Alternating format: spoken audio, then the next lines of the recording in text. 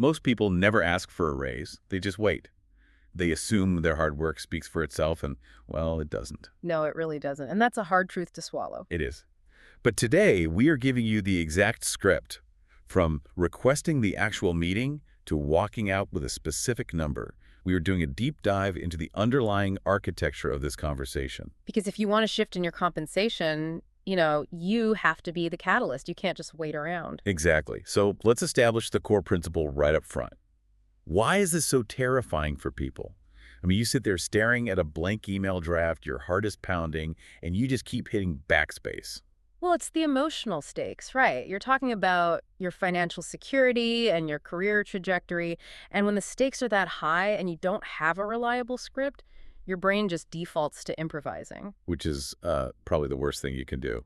Oh, absolutely. Nervously improvising your way through a financial negotiation is a guaranteed way to undermine your own leverage.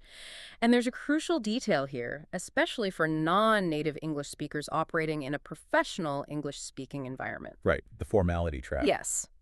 In many global cultures, demonstrating humility or using a slightly apologetic tone that shows deep professional respect, but in English business culture, that exact same phrasing signals a lack of conviction.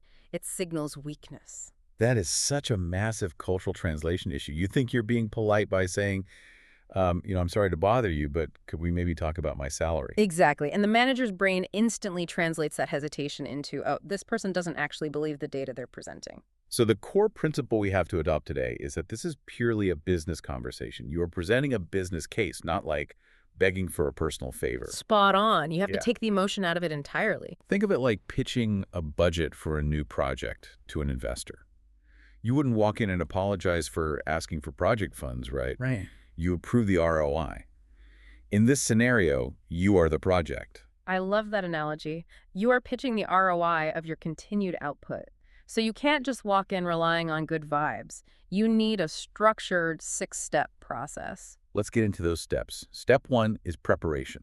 You have to do your homework before you even touch your calendar. Yes, and that means knowing your exact number. You have Yeah. to look up the market rate. And by that, I mean the standard salary for your specific role and experience level right now. Check places like LinkedIn, Glassdoor, or talk to industry peers. Yeah. And you also have to document your specific wins, right? Right. You need an airtight list of your quantifiable contributions. And timing matters, too. You want to make this ask after delivering a huge win, not during a quarter where the company is, doing layoffs. Okay, so you have your data. Step 2 is requesting the meeting. And the golden rule here is no surprises. Never ambush your manager. Springing a salary conversation on them without warning just triggers an immediate defensive reaction. Because they feel cornered. Exactly.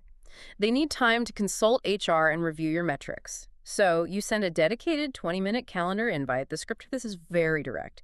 You say, I'd love to schedule some time to discuss my compensation and career development. But wait, let me push back on this for a second. Huh. What if my relationship with my boss is super informal? Like, Yeah. we share memes on Slack, we grab coffee. Is it really that bad to just casually bring it up at the end of our weekly one-on-one? Yes, it is that bad. It critically damages the process. Wait, really? Why? Because compensation and the review cycle require focused official attention. If you introduce your salary as a casual afterthought, your manager's brain categorizes it as an afterthought. Oh, wow. So you're dictating the gravity of the room before you even step inside. Precisely. By forcing a dedicated meeting, you signal that this is high priority business. Okay, that makes total sense.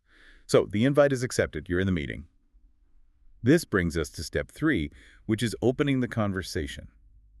Let's start with what not to say here, because there were so many traps. The biggest trap is opening with the word need. Never say, I need a raise because my rent went up, or I need more money for my commute. Right, because the company does not compensate you based on your personal lifestyle overhead.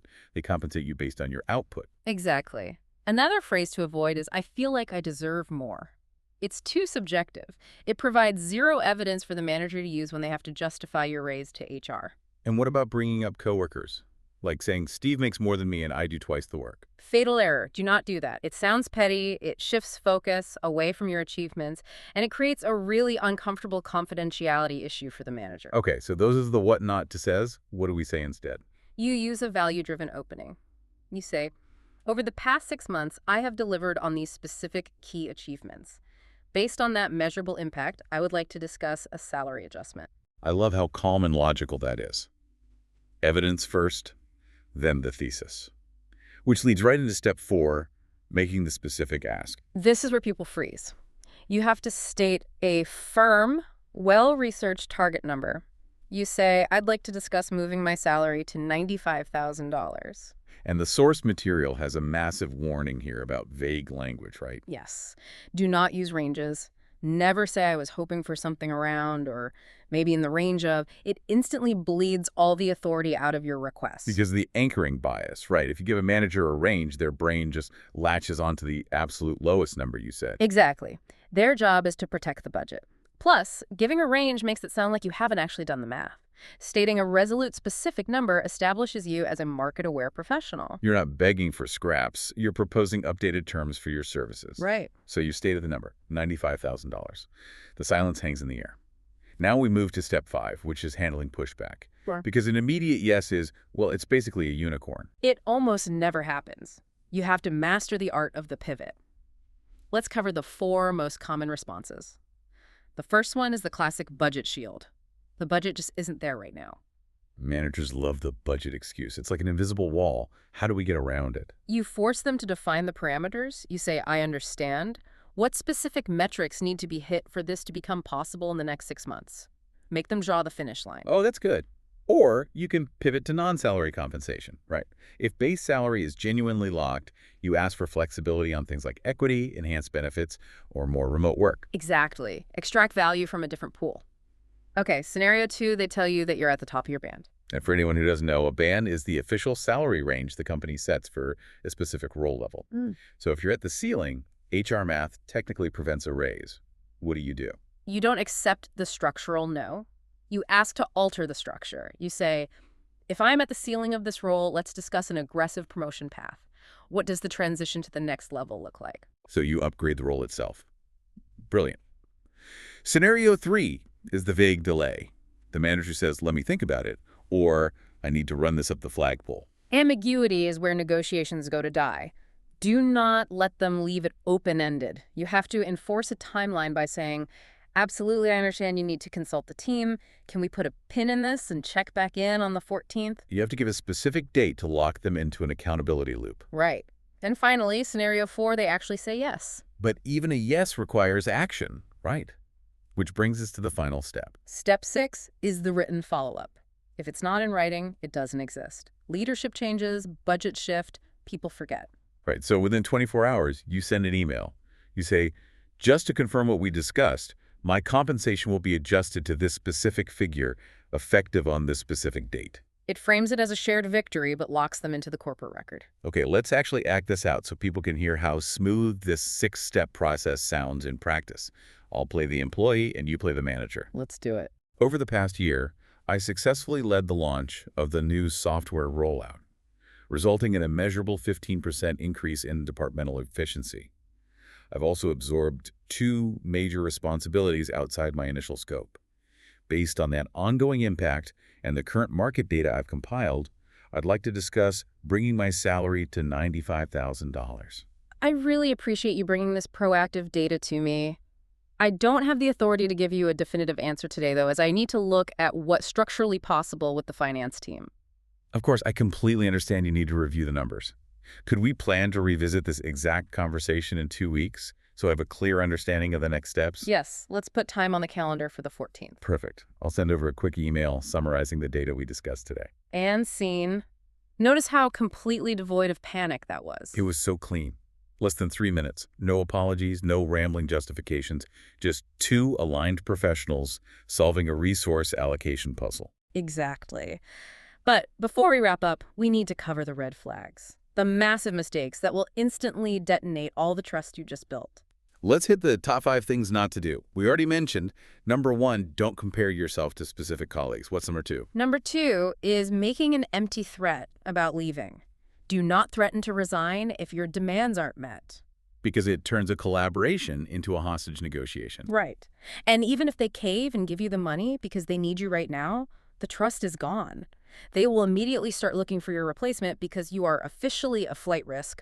Only walk away if you have a signed offer from a competitor. That makes total sense. Mistake number 3 is getting emotional or apologetic. Facts over feelings, always. Yes. Mistake number 4 is accepting a no without asking for a path forward. We covered how to pivot. Never just say okay and leave the room. And the final mistake, number 5, is negotiating against yourself. If you ask for 95,000 and they counter with 85, a lot of people just panic and accept it to break the tension. You have to override that impulse. You are fully empowered to issue a counteroffer. You can propose a number in the middle, like 90,000, and just let the silence do the heavy lifting. Silence is so powerful. Make them justify their low ball offer. Absolutely. Okay, before we close out, let's quickly recap the core vocabulary we've used today. Because using the right terminology is half the battle. We talked about compensation, which is your total pay package. And the market rate, which is the current standard salary for your exact job in the wider industry. We also discussed the band, meaning the official salary range your company sets for a specific role level. And if you're at the top of it, you ask for a promotion path, which is a structured plan to move you to the next title. We also touched on equity non-cash compensation like company shares and the counteroffer, which is your strategic reply when they offer you a lower number than you asked for. And finally, the review cycle, the official timeline your company uses to evaluate performance and budgets. Mastering those terms gives you incredible authority in the room. It really does. So to wrap up this deep dive, I want to share a profound realization from the source material. We often think that just doing flawless work is our best negotiation tactic, right? Right. We hope our sprint sheets or our code will just speak on our behalf. But the cold reality of the professional world is that a company will interpret your silence as complete satisfaction. Wow. Silence equals satisfaction. Exactly. If you refuse to actively advocate for the value of your output, you are essentially granting the organization ongoing permission to undervalue you. That is a staggering paradigm shift. If your company assumes your silence means you are perfectly happy being undervalued financially, what other professional boundaries are they crossing just because you haven't spoken up? It's definitely something to think about. We want to turn this over to you now. Has asking for a raise ever gone well or badly for you? Share in the comments. We want to hear what happened. And if you're planning to have this conversation soon, let us know. We'll root for you. You absolutely have the tactical tools to control the narrative now. Go make your case. Thanks for joining us for this deep dive. See you next time.